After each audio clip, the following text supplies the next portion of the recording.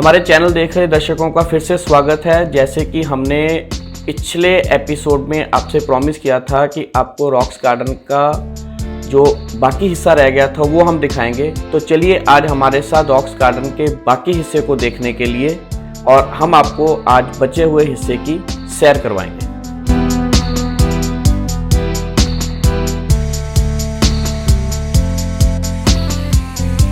तो इतना चलकर जब आप थक गए हैं तो थोड़ा सा आराम कीजिए और इस कैफेटेरिया में थोड़ी सी पेट पूजा भी कीजिए। यहाँ पे आपको लगभग हर तरह का खाने का सामान मिल जाएगा।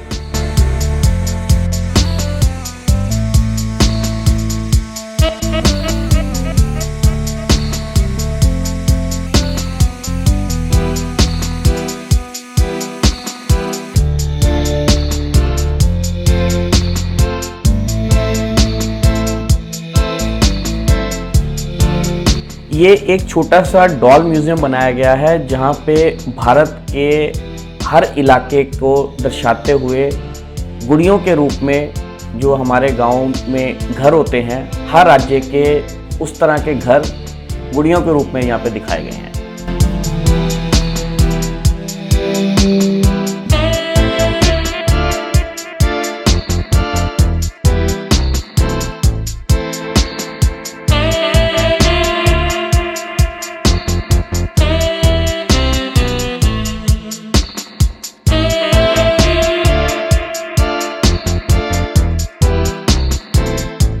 यहाँ पे आपको राजस्थान का रंग भी दिखेगा, उत्तर प्रदेश का रंग भी दिखेगा, पंजाब का भी दिखेगा, हिमाचल का भी दिखेगा।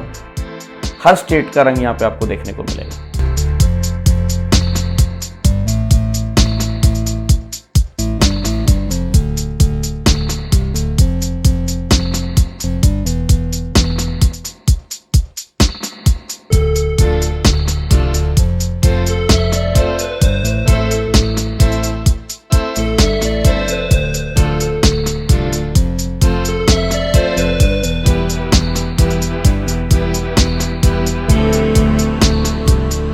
इस एरिया में घूमते हुए आपको एक तरह से एक मिनी हिंदुस्तान की फीलिंग आएगी और आपको लगेंगे शायद आप किसी गांव देहात के एरिया में पहुंच गए हैं।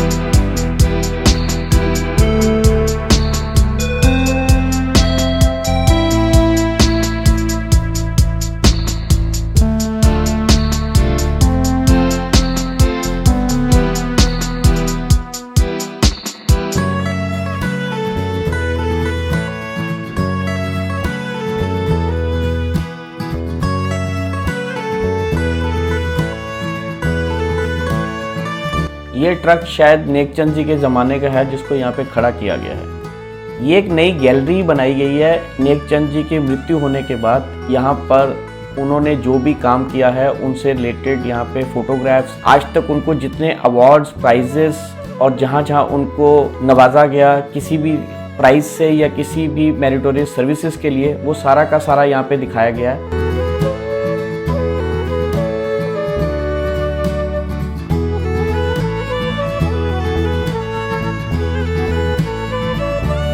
अलबत्ता यहाँ पे वो फोटोग्राफ्स भी हैं कि यहाँ तक कौन कौन सा प्रधानमंत्री यहाँ पर आया है, कौन कौन से फॉरेन डेलीगेट्स यहाँ पे आए हैं। जब इसकी इनॉग्रेशन हुई थी उस वक्त की फोटोग्राफ्स हैं। नेकचंद जी को मिली हुई पद्मश्री यहाँ पर है और जाने देश विदेश में उनको जितने भी प्रकार के अवार्ड्स, सम्मान या प्राइजेस मिले हैं वो सारे के सारे इस एरिया में डिस्प्ले किए गए हैं। यहाँ पर आपको रॉक गार्डन के बनने के इतिहास की तस्वीरें भी मिल जाएंगी और आप देख सकते हैं कि किस तरह से इस एरिया को जंगल जो था उसको कन्वर्ट कर एक इतना बड़ा म्यूज़ियम बनाया गया।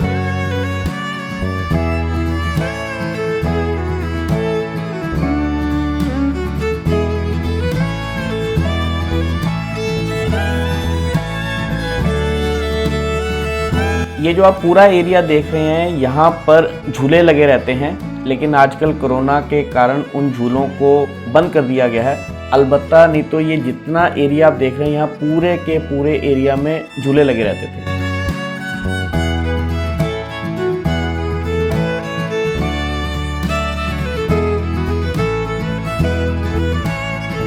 ये वही ओपन थिएटर आ गया जिसकी मैं बात पहले कर रहा था।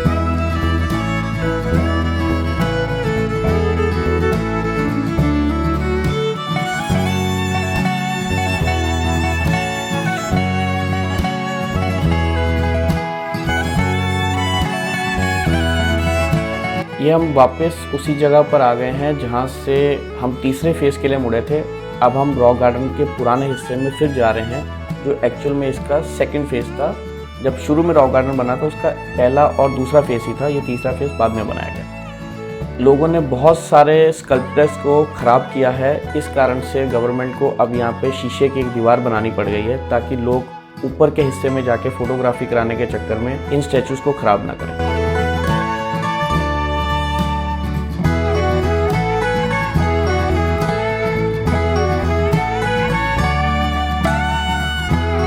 यहाँ पर आपको छोटे छोटे जानवरों के सिंबॉलिक स्टैचूज़ मिल जाएंगे। गांव में रहने वाले लोग किस तरह से काम करते हैं उसके स्टैचूज़ मिल जाएंगे। मॉडर्न जो काम है उसके हिसाब से संगीत से जुड़े हुए लोग, मेहनतकश लोग, हर तरह का जो हिंदुस्तान के गांव देहात शहर में लोग बसते हैं, उनको रेप्लिका करते हुए यहाँ पे स्टैचूज़ बनाएंगे। ये कुछ डांस की मुद्राएं बनाई गई हैं। ये पूरा का पूरा सेक्शन कांच की चूड़ियों से बना हुआ है। यहाँ पे जितनी मूर्तियाँ हैं वो टूटी हुई कांच की चूड़ियों को जोड़कर बनाया गया है। ये इसमें हमारे नौजवानों को दिखाया गया है। ये कुछ पंछी, ये डिस्को करते हुए लोग, ये मॉडर्न कंटेम्प्रेरी डांस आ गया। ये हिंदुस्तान में अलग अलग तरह के पहने जाने वाले पहनावे की तस्वीरें।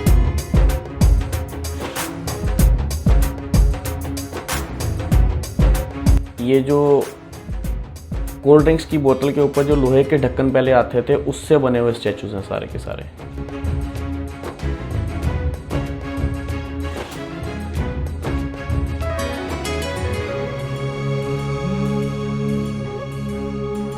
दर्शकों को बता देना चाहता हूं कि इतना लंबा सफ़र रॉक्स गार्डन का हमने आपको करवाया, लेकिन हम ये साथ वाले बिल्कुल दरवाजे से एंटर किए थे। ये हमारा साथ वाला दरवाज़ा है और तकरीबन आप ये अगर जगह नापेंगे तो 10 या 12 फुट के दूसरे दरवाजे से हम वापस निकल के आ गए।